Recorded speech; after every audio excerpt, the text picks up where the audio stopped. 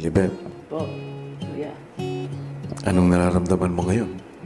Masaya po, nakita ko talaga po siya. Namimiss niya na ako si Kuya.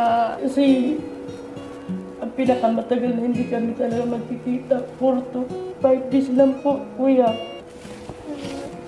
Kaya, ano na rin ako, kampante na nakita ko siya. Nais ko talagang magpasalamat sa inyong dalawa dahil ibinahagi ninyo ang inyong kwento.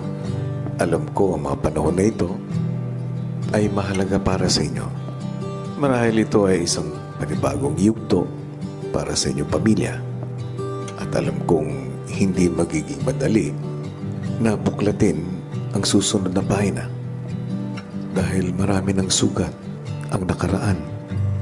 Pero gusto kong ipaalam sa inyo na nandito ako kung papayag kayong dalawa ay mag-iimbita ako ng isang eksperto, isang family psychologist para kausapin kayo at idaan kayo sa proseso.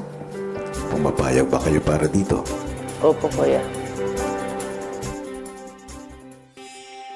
Kinabukasan, isa-isang hinarap ni Lilibet, Eunice at Marie ang isang family psychologist para tulungan sila sa pagproseso ng kanilang sitwasyon. At bukod sa pagsisimula ng proseso sa kanilang relasyong pampamilya, kinuhanan din ng swab sample sina Marie at Eunice para isailalim sa isang DNA test. Pagbalik sa loob ng bahay, si Marie nagkwento sa mga kasama. I'm glad that you finally got to meet your mom. As of now, I just can't look into her eyes and give her a hug that she is asking for.